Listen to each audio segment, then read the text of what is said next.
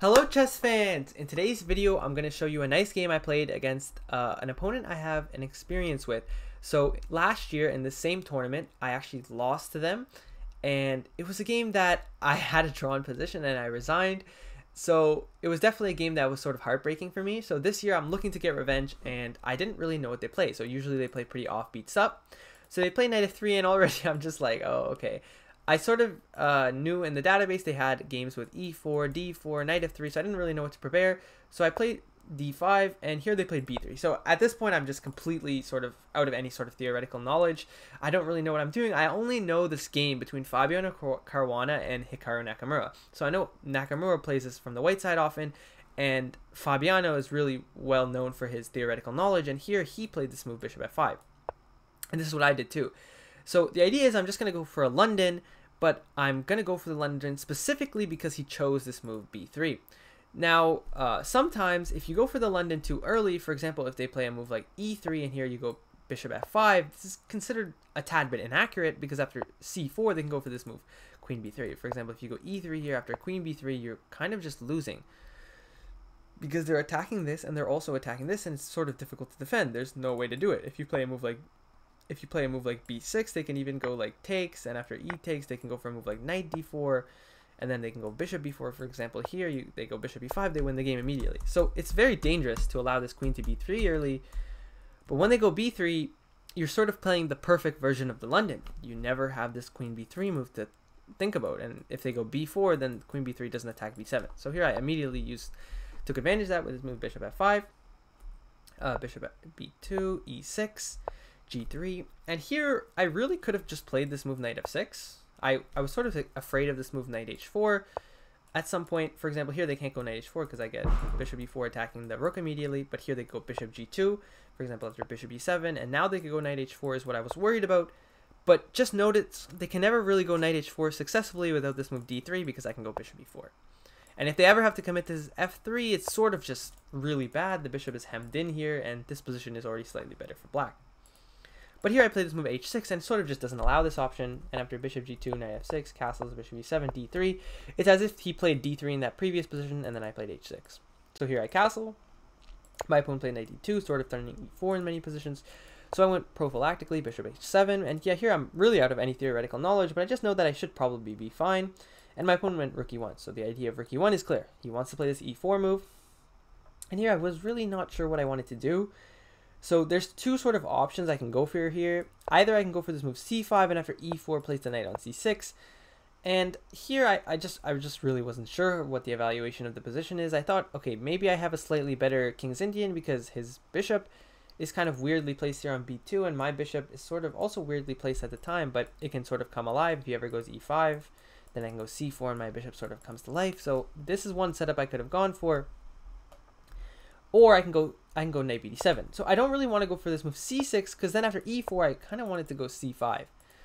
But I didn't want to go for c5 right away because I might not want to commit to that in case he goes for like a c4 plan.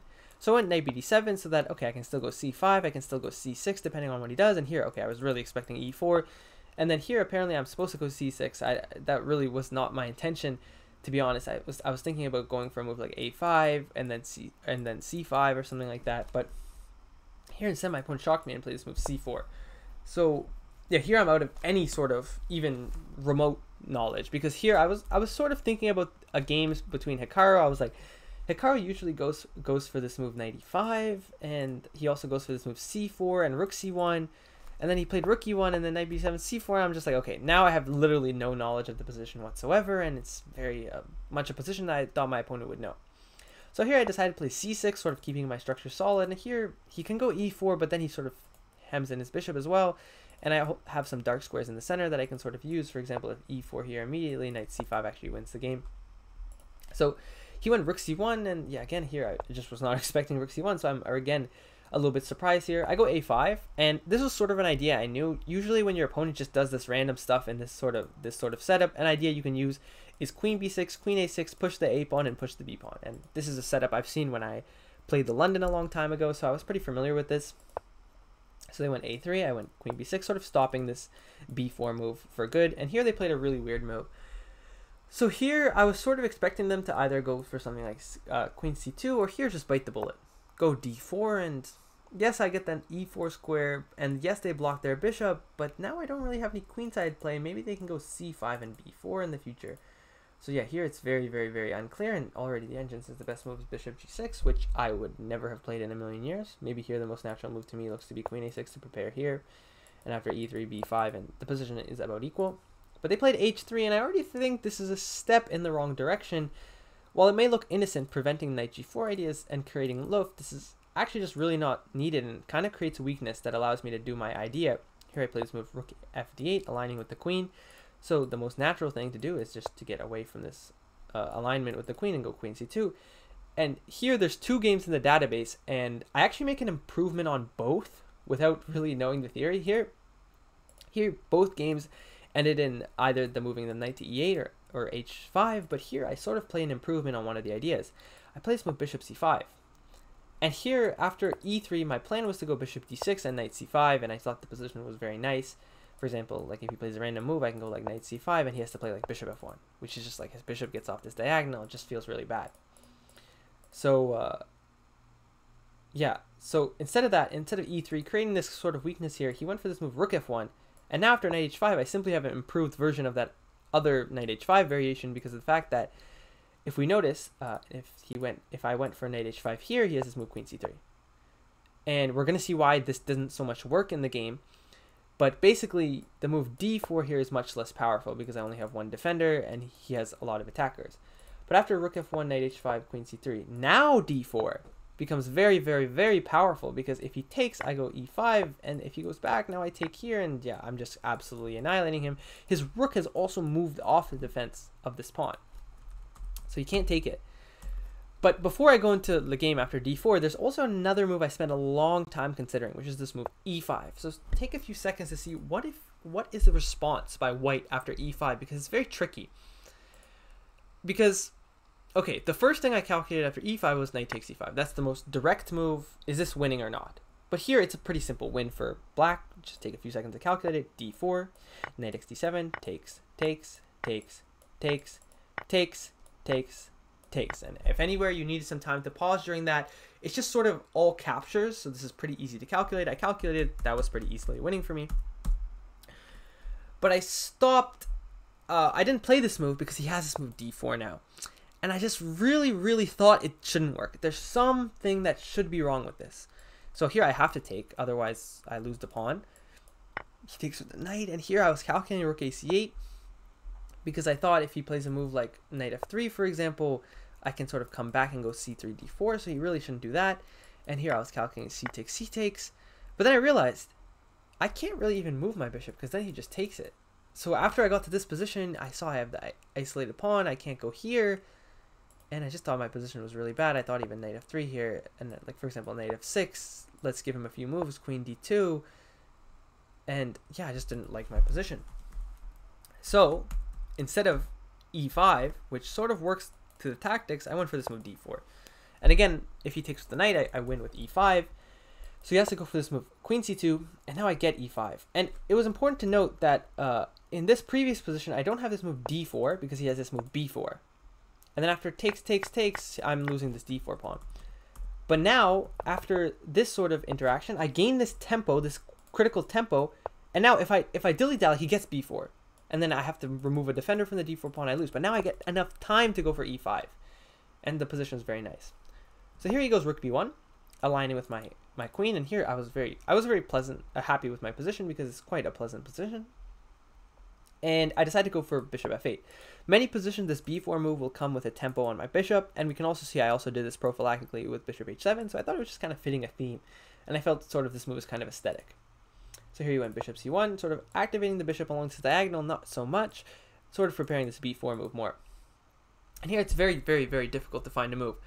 So the idea, of course, that you want to play, you've moved this knight off the f file to push the f pawn, right? But if I ever go for this move, he gets b4, which I just cannot allow. And you might think, don't you just win a pawn? No, I don't, because he has move c5, attacking my queen. And if I take, he has queen b3. And now we can see why this f5 move was just absolutely horrible. I think someone after the game was like, why did you never go f5? And it just tactically just never worked. So here I realized, okay, I can't go f5. What if I prepare f5 with this move king h8? He can still go b4. And you might be thinking, what's the idea now? The idea now is he still gets his c5 move. And if I take, he can take, and then take here. And this is what I saw, and I just really didn't like it. My pieces are sort of loose. Let's say I bring this back, he gets knight c4, immediately attacking this, and I like have no way to defend it. For example, if rook e8, then he can even go with this knight. Coming into the game, my pieces are all dominated, and my position is just horrible. This pawn is even hanging. There's no way to defend it. So I didn't really like this at all. So I can't go king h8 because he still gets b4.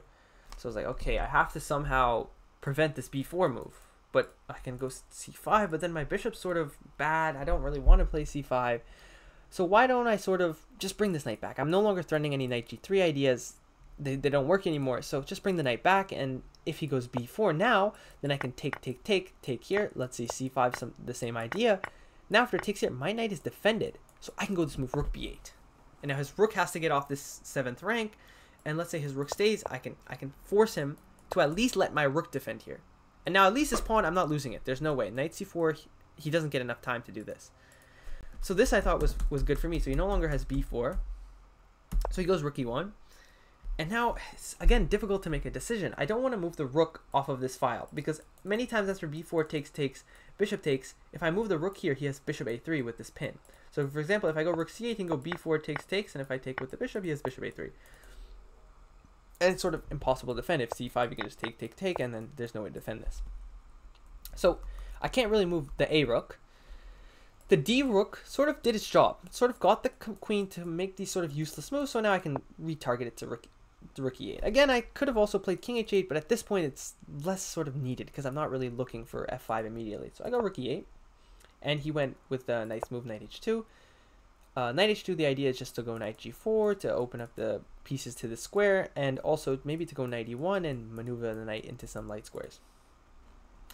So here it's just really difficult to make a move. Now, we can just look at a dirty engine line for a second. For example, here, if he takes this way, I have this move knight c5, and I win because he can't defend this. If he goes here, I can go d3, and if he takes, I can like checkmate him. So instead of that, he can't really take with the pawn because of knight c5, but he can take with this, and now I can't go knight c5. And if I take this way, again, if he takes this, I go knight c5 and I win. So he goes bishop takes, and if I take here, he's just up a pawn. And this just looked completely unclear to me, and I didn't really see anything. But here, the disgusting move is rook takes e4, and yeah, I don't think it's really likely for a human to see this. Knight f6, again, he can't go f3 because of d3, so he just has to move out of the way. And then here, oh, don't take with the bishop, take with the knight. Yeah, doesn't really make any sense. Let's say rook a1, and oh, g5, and apparently bishop g7, and you're completely winning. But okay, that's just a dirty engine line. I was probably never going to see that. Not to mention, here my opponent are both at like 20-ish minutes. We don't have much time left. And here I thought, okay, how do I improve my position? I want to go for e4 definitely because his pieces are just so terrible and my pieces are all good. I should just be able to open this up. Also, this diagonal should probably allow me for some tactics here. So I went rook e6. The idea is to just double up and go e4. Now I don't really so much care about b4 and bishop a3 because I'm just going to kill you down the e file. And he went knight f1. Now here I was really not expecting that. I was expecting this move knight g4. I asked my opponent about it after the game, and he just said I thought knight f1 was better. And here my plan was to go for knight e8. That was another idea of rook e8 was to free the square. But here apparently my idea is to go f5. Here he can go e4. And after takes, he can go for this move knight takes. And I sort of just have a lot less play here. And the position is becoming very, very unclear. I just thought this was like, just looking at the position, it looks very nice for me because he just has this really nice backwards pawn. And my bishop's really nicely eyeing it. But yeah, I think I clearly misevaluated this position.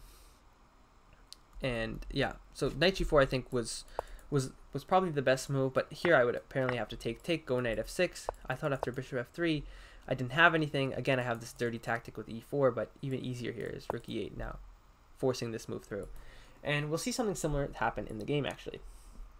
So my opponent went knight f1, I went rook e8, and now b4 is sort of just like irrelevant. I'm just going to kill you with e4 now. So for example, a sample line might look like this, and yeah, here I'm just much better. My rooks are doubled down this file, and your pawns are all weak. Your bishop's horrible on c1.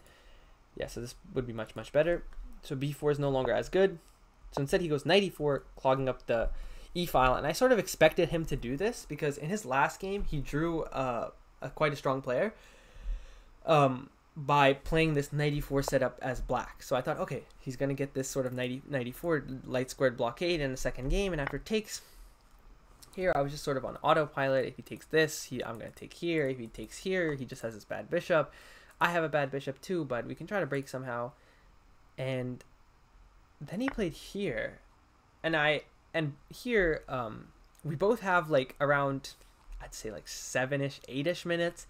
And I look like for a second, because my initial idea was just to take, and I thought, okay, we both have bad bishops. And then I was just like, wait, don't I have f5? Like, wait, did he just blunder f5? I go f5, and he plays bishop g2 instantly. I was like, okay, maybe he didn't blunder f5, but it just seems so bad. I go e4, and then he goes rook d1 after like 1 minute again. Again, we don't have much time, but I thought he was playing very quickly. And I'm confused. I'm just like, really?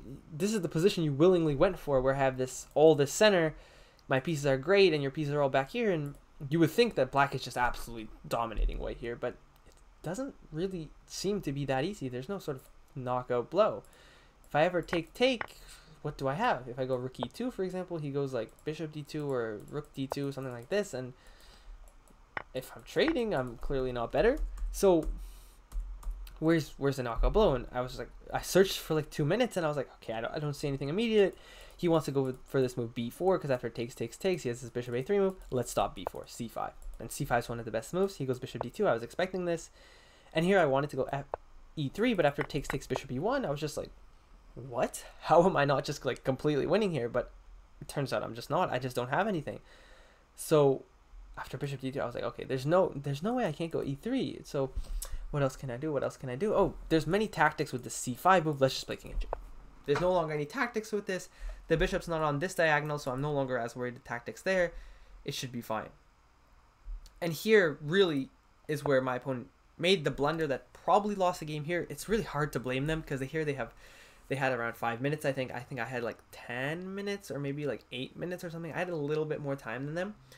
And we're running, the time control is you get 30 minutes at move 40, and we're on move 28. So it's just like we have 12 moves. The game's gonna be decided soon. So here they had to go b4, and what I was calculating is after takes here, for example, takes here, takes queen a4, attacking my bishop, I'd have to move my queen back. Here, apparently I can also go queen d6, but I thought that just allows him a free tempo. Okay, but queen d8, takes here.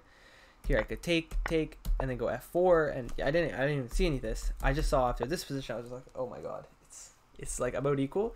But apparently I'm still much better after f4 here, and I move like b6 and knight c5, and there's no way to defend this. So yeah, here I would still be better, but it's completely unclear. And my opponent, maybe not wanting to calculate all the complications after b4 with like 3 minutes on his clock, goes king h2, just a passing move. He's like, okay, you can't kill me, but actually I can. I go bishop d6, eyeing this. Now if he goes b4, I can go for this move queen c7 and e3, and he's just completely lost. So he has to go king g1, and he plays king g1 after like a minute, and he sort of shakes his head a little bit. And now I go queen c7. Now b4 here is just like, I'm going queen c7, just get out of the way of this. So b4. Here I took because, okay, in many positions you can just take and just argue he's up a pawn and probably win this pawn too if I ever move this. So I was like, okay, take. There's no way he's winning this pawn then, at least. And then here, I was just like, okay, my opponent's at 3 minutes, I think, at this point. I'm at 5 minutes, and I know my position is absolutely overwhelming.